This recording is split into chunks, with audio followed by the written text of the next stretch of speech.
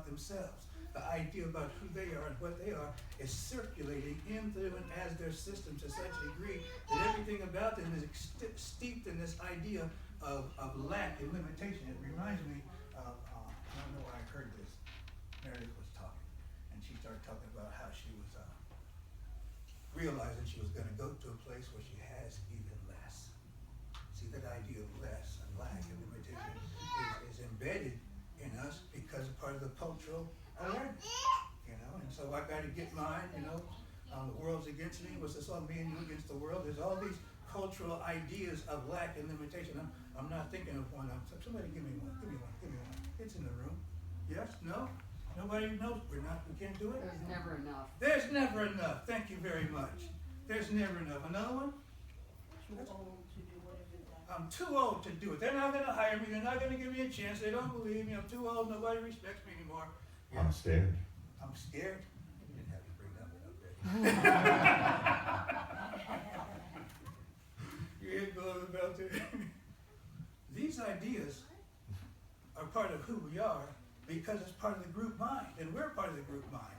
And rather than allow those ideas to have sway over us, we begin to affirm who we are in the face of that idea. The scriptures tell us that the weak shall say I'm strong, and the sick shall say I'm well, which means we look directly at the condition and declare its opposite in order for us to achieve and to accept and reveal the perfection that's within us. I can't keep talking about the problem and expecting to solve the problem. Does anybody hear me on that? Yes? Yes. Okay, so whatever we think the problem is, some people think the president's the problem, so we keep talking about what a problem he is. He's not going to get better talking about what problem he is. That's not how we do that. We're going to see the perfection in all things. Everybody on the planet started out as a little baby, and they grew up to be who they are based on the life experiences that they incurred along the way. And based on those life experiences, they decided that, you know what, this is the best way for me to present myself into the world so I can feel safe. But feeling safe means I build a wall around myself so I'm not touching and not connected to anything else, and nothing else is going to affect me. And the journey of awakening is a revelation that the wall that I built to keep everybody else out is the prison that keeps me inside. And so if I want to experience more of myself, I do like President Reagan said, Mr. Gorbachev, tear down the wall.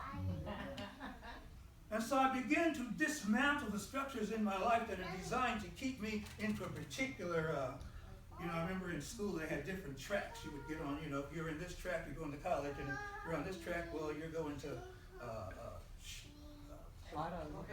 vocational school. And if you're in this track, well, you're probably going to be a drug dealer,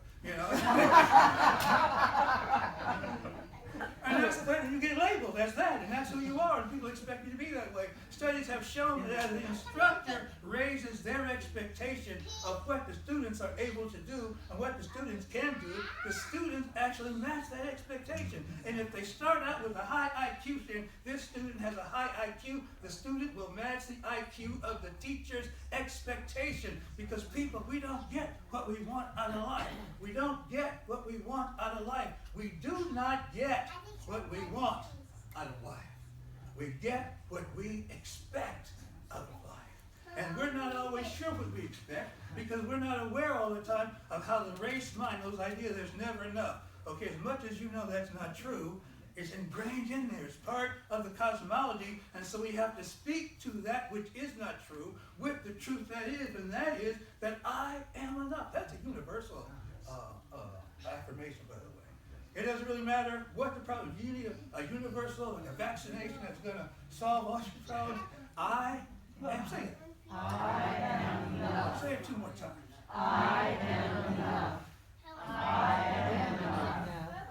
Yes. I'm enough to handle whatever's going on. Here is a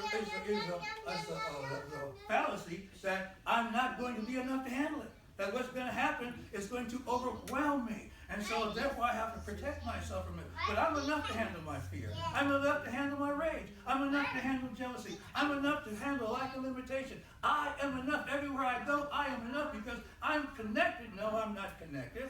I am one with the infinite whole. I am one with the cosmos. I'm one with the inexhaustible source of power, and the presence of the divine is flowing through me in such a fashion that everything I touch turns to gold.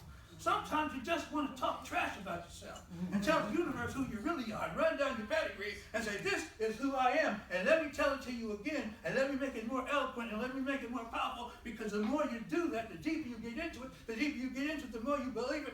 Whoa, glory to God. Whoa, the more you believe it, you speak it with greater authority, and with the authority with which you speak the truth about yourself, that is how it manifests itself. And that's the process in healing, the process of knowing the truth about something right now. And when you have that, some things don't even require prayer, because you know. I remember a friend of mine called me up, and her son was in jail. Oh, she's distraught. It's the end of the world. Marty's in jail. Oh, what are we going to do? No, she didn't tell me. Well, okay, Marty's in jail, and I know Marty, and I like Marty. He's a good kid. And, wow, Marty's in jail. We're going to pray about this. We got to get Marty out of jail. And finally, she says, "Yeah, they got him locked up downtown Oakland." And blah, blah, blah. Where is he? He's downtown Oakland. Marty's free. There's nothing downtown Oakland that's going to hold him. I know this kid. I know this guy. And so if he's there, it's just a temporary. He's going to be out like that. Because if it was something serious, they'd taken him somewhere else. And so I didn't even have to do a prayer there, because the consciousness of holiness is so steeped in even in my intellect, that at some point I just know it and I just speak it. You don't have to do a step. When you fully get this, when we fully understand what the journey's about, we make ourselves available to it at all times, and we speak outrageous truth. I just declared Marty's out of jail. I didn't make Marty get out of jail because I declared Marty got out of jail. I declared the truth, that Marty's not locked up. I know that, just like Nelson Mandela knew that you could keep me in prison 27 years, but you cannot turn me into a prisoner. Heck, I'm president. You just don't know it yet. And when I get out, I'm going to show you. It's not going to take long for the process in healing to manifest itself in your mind, because I'm clear who I am. Do you understand what I'm saying? Yes. And so the journey is the awakening to the full potential of who you are and what you are, and the surrendering to that true potential when it takes you into the places that are frightening or that are crazy making. And you know what? Some of the most subtle ones, I'm not frightened. I'm ticked off. I'm not scared. I'm just ticked. Somebody's got to pay for this. All the stuff that happened to me.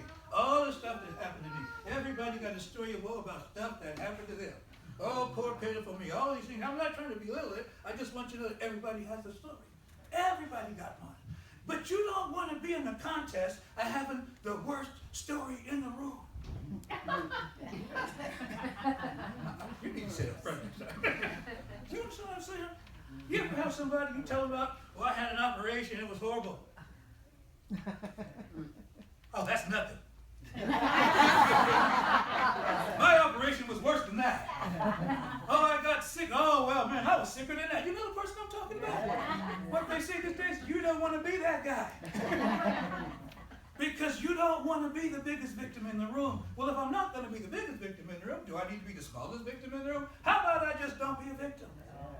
You know, and they say, well, you know, there's victims in the world. All these horrible things that are happening around the world. All these horrible people doing all these horrible things. People, it's all part of consciousness. And the only reason these horrible, horrible things are happening in our quote-unquote lives is because we have a belief system that supports these horrible things. And when we no longer have that belief system, then it doesn't matter what's going on around us. This beautiful example, Nelson Mandela's in prison 27 years. You think he was treated like a celebrity? No. Yeah. Do you think he was treated like a president?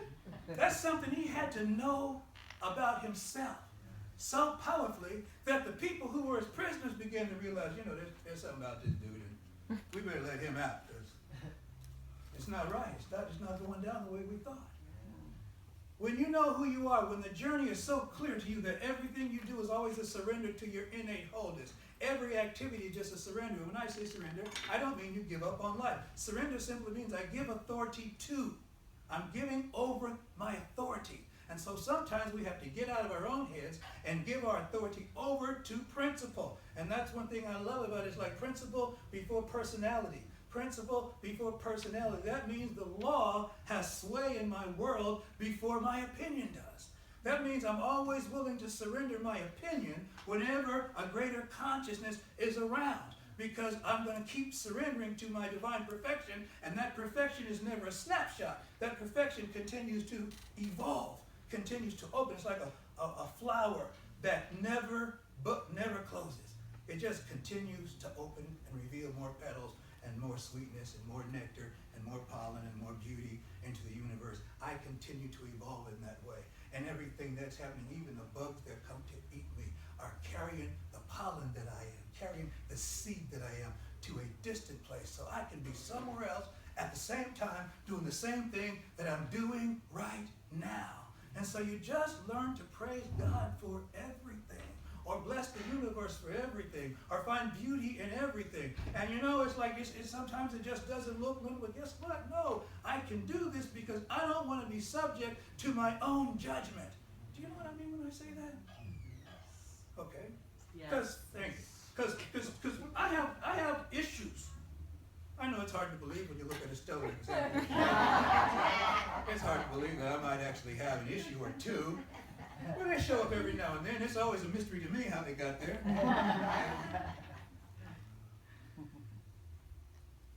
But my issues don't have me. You understand what I'm saying? I recognize them for the fallacies that they are. I recognize them for the lies that they are.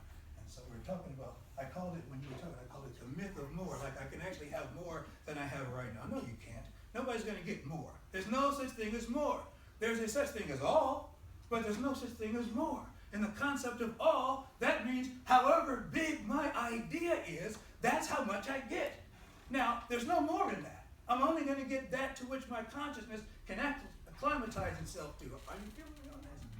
And so I open myself to the highest consciousness of myself as part of my spiritual journey, that I'm always, what Howard Sermon said, keep fresh before me my moments of high resolve. I want to always remember my strongest energy, my most powerful energy, the times when I was the strongest, so that when my times of weakness show up, I can remember who I am and go back to that memory, resurrect that memory, and let that memory take over the space that I'm in, so that my frightened self has a place to identify that's not frightened. And so we talked about this last week. The way you make an undesirable thing into a desirable thing is to think about the desired thing in that thing, embrace the undesired thing until it becomes that which you desire. And what that simply means is you don't run from the conflict. You run into the conflict with the understanding, with the consciousness that my presence here is making a difference on whatever the circumstances look like.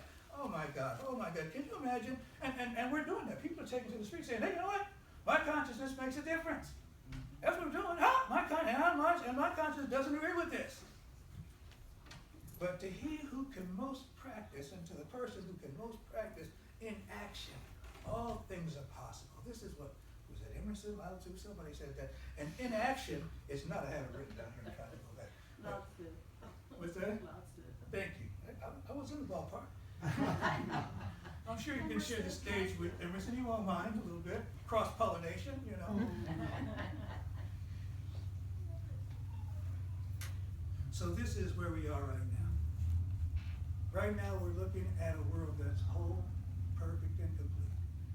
And I know I'm looking at a world that's whole, perfect, and complete because I'm accepting that I am whole, perfect, and complete, no matter what's being said about me, no matter how many times I screw up. This is a big one, people. Because sometimes, I have a tendency to show up as a screw-up. And it's hard to be a screw-up. It's hard to declare perfection when your actions look defective. But what an exercise it is to be always staring in the face of your own imperfection and having to declare perfection. Now, we do that enough, but when you have people that you love in your life looking at you and telling you, and sometimes they don't tell you, they just know it and you can feel it in you, the shame comes up. You know, what was that? The guy, Peck talked about the shame that binds us. There's a joy underneath that. There's a power underneath it. There's something that dissolves that. Because the shame is isolating us into this place where fear and loneliness and lack and limitation have taken root in our consciousness, and we are now afraid to be who we are.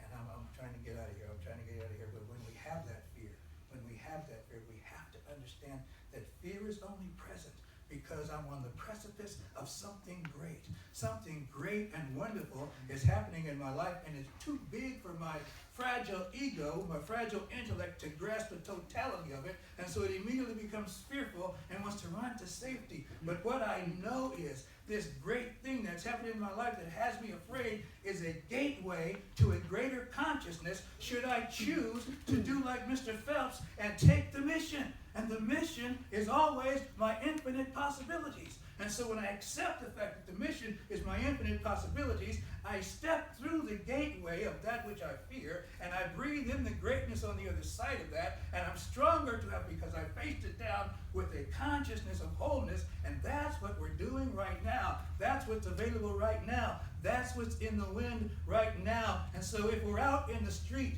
protesting, don't protest, affirm. Get out there with some affirmation. I'm here because I believe this. I'm here because I know that. There's going to be people saying, okay, this is the end. This is last story, this is the end. I was at a Mets game. And there was just as many Yankees fans there as Mets. I couldn't believe it. And the Yankees were always doing their cheers. Let's go Yankees, doom, doom, doom, doom. Let's go Yankees, doom, doom, doom. Now the Mets fans replied, Yankees suck! Yankees suck! So being a religious scientist, a metaphysician I am, I'm like, no, we don't want to affirm Yankees suck. Because that's not what we want to be. So I started to chant, let's go Mets! And people, yeah, let's go Mets! And they start to get loud. And just as they start to get loud, here comes, Yankees suck! Drowning out, let's go Mets! And sometimes that's what life is like for us. We're so embedded in the confrontation that we cannot affirm the simple truth that there's a peace in my heart, there's a peace in life, there's a harmony to all understanding, and that's what I am. When I'm standing in that place, I'm living in that place, I'm breathing in that place, and I'm touching everyone and everything from a place of infinite wholeness and universal harmony, and that's making a difference in all I think and all I say and all I do. This is a journey we're on, and we're doing it together.